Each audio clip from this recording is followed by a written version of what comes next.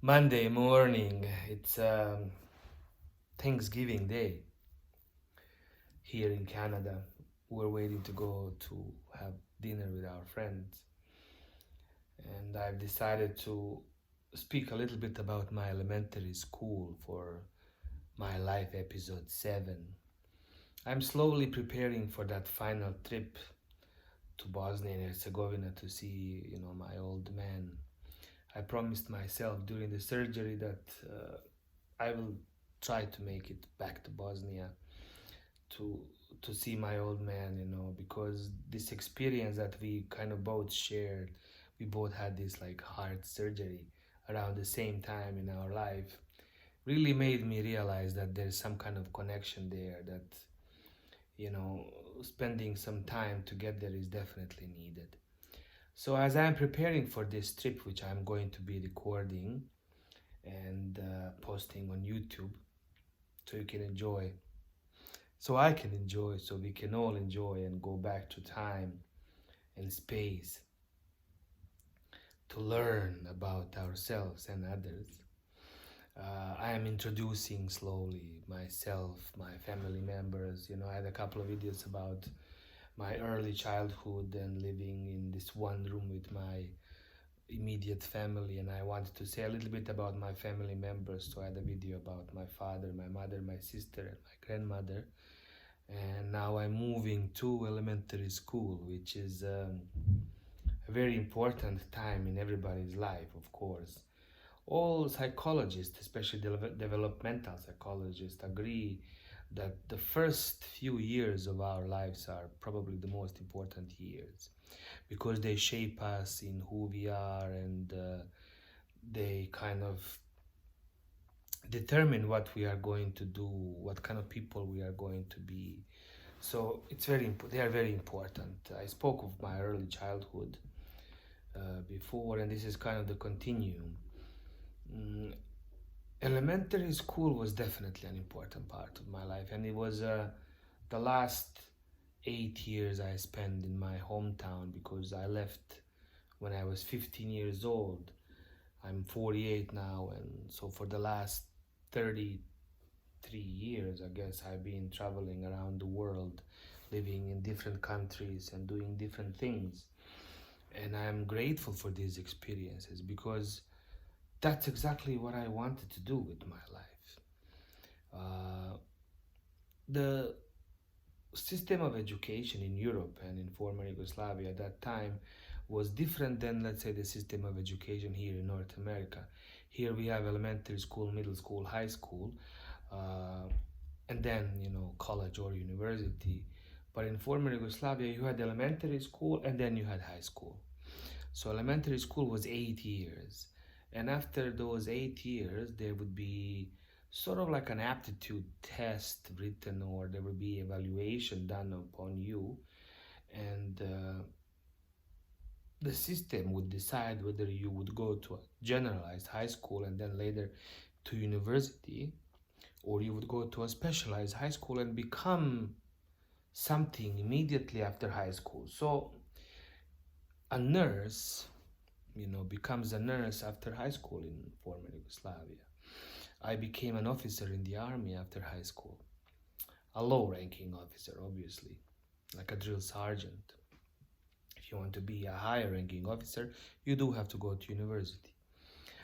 Doctors go to university, but plumbers, car mechanics, carpenters don't really need a university degree or a college degree.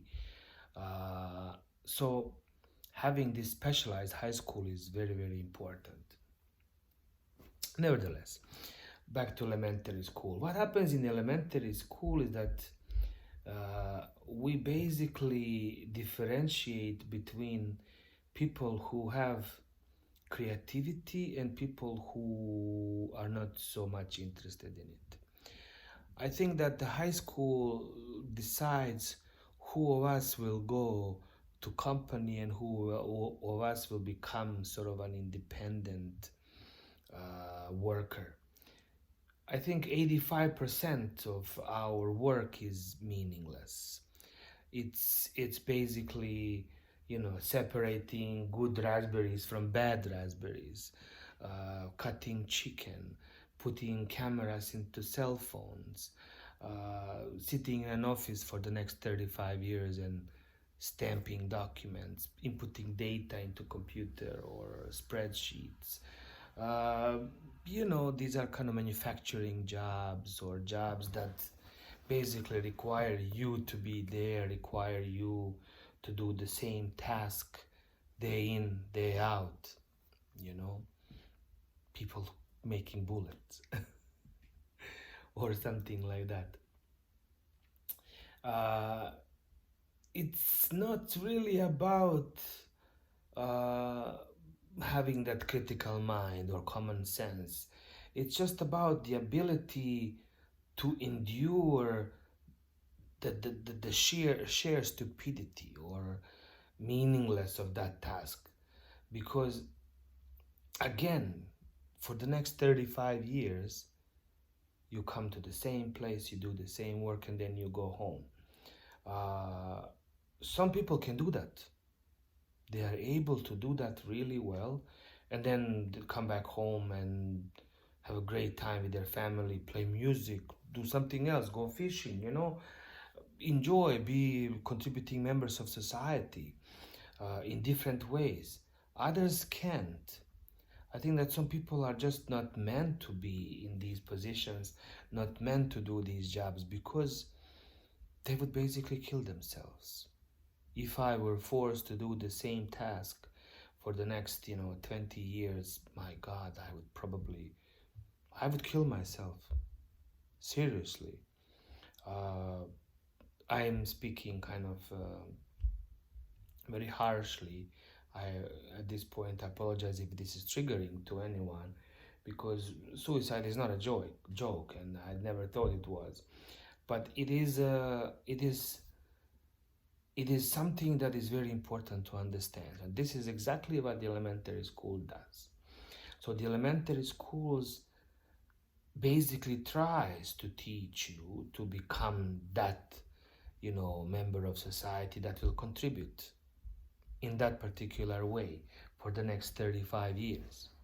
Uh, and it's very easy that after like several years of university, you'll find out who is meant to be like an office worker or a company worker or a manufacturing worker for the rest of their lives, and who is meant to do something different. Uh, for example, I was an amazing student. I was one of the best students of my generation in former Yugoslavia, not just in my hometown. I scored really, really, really high on IQ tests, and I aced every single subject, every single test.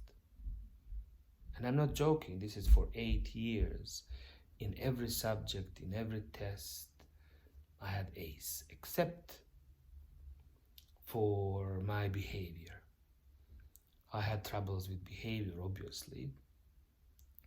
So a lot of times notes were sent to my parents because I talked too much.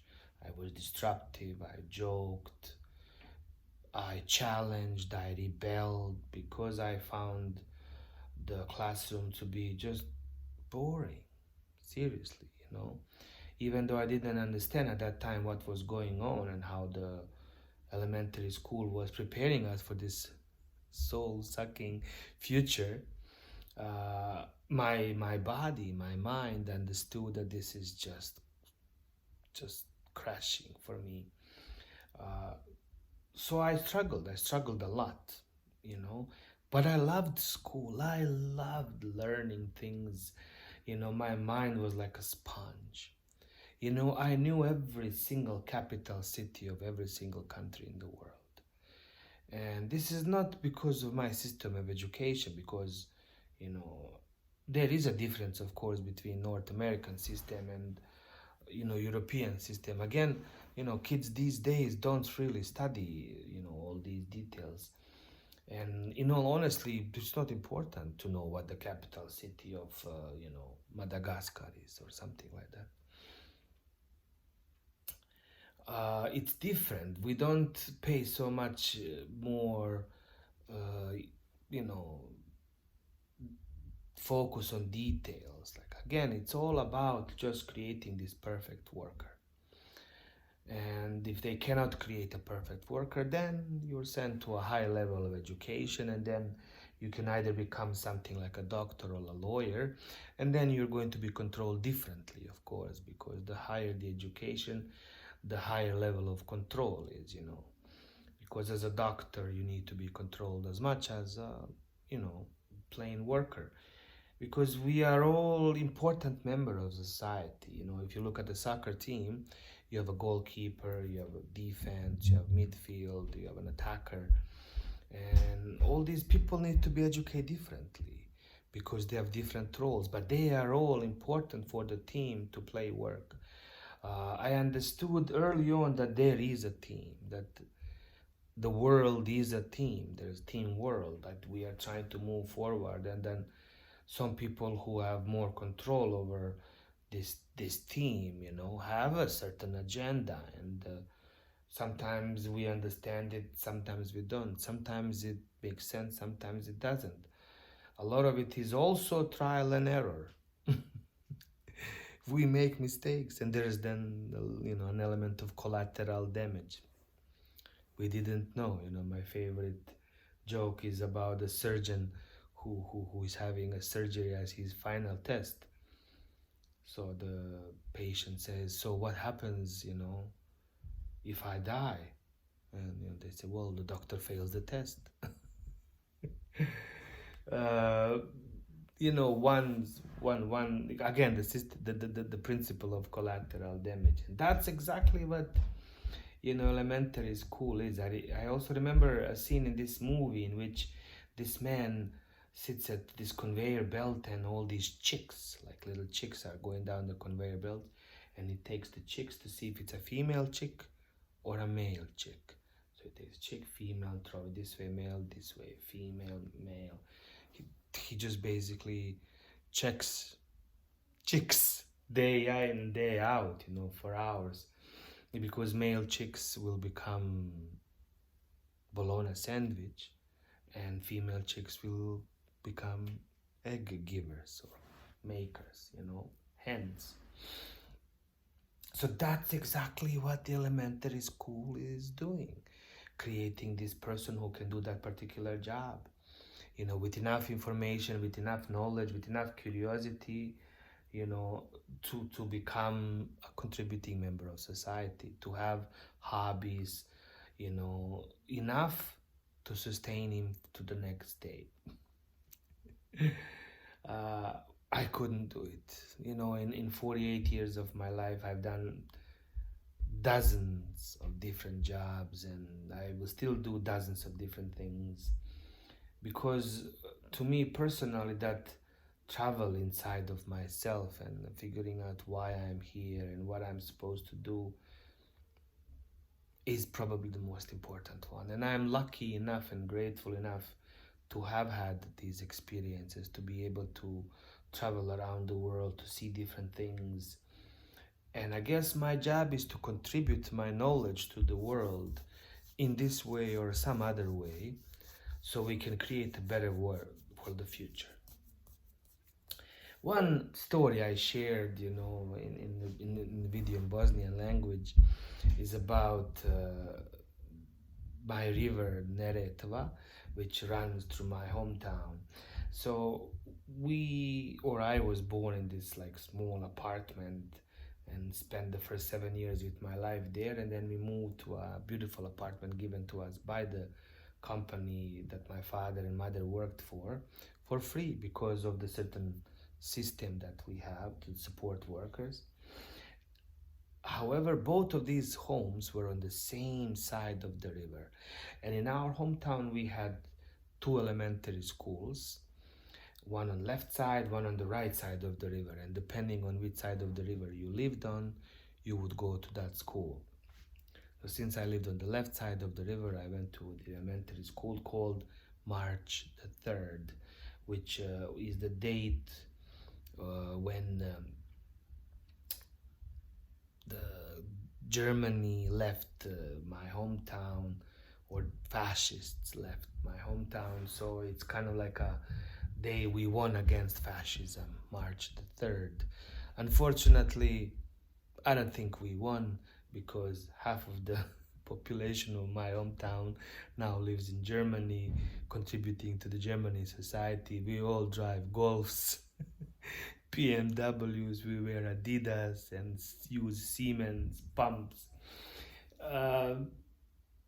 I think the Germans won the war.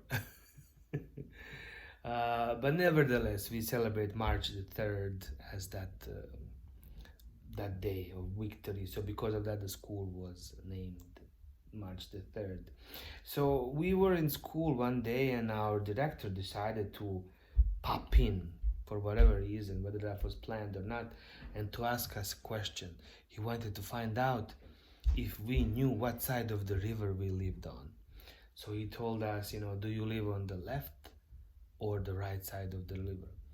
So please take a piece of paper and write down L for left or D for desno or right. So L or D, LD.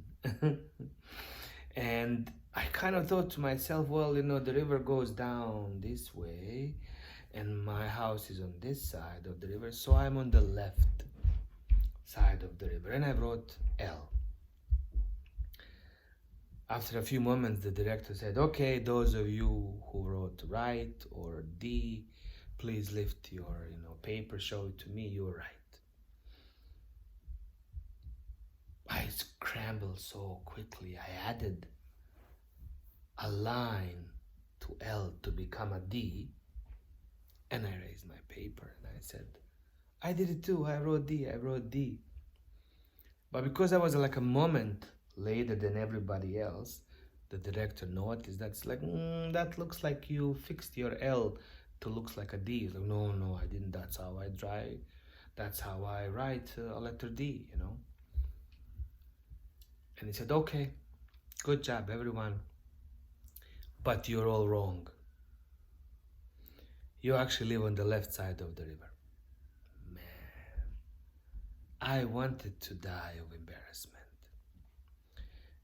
In that particular moment, I learned so much that it is very important to listen to yourself, to follow your own intuition, to stick to your guns even if you're wrong.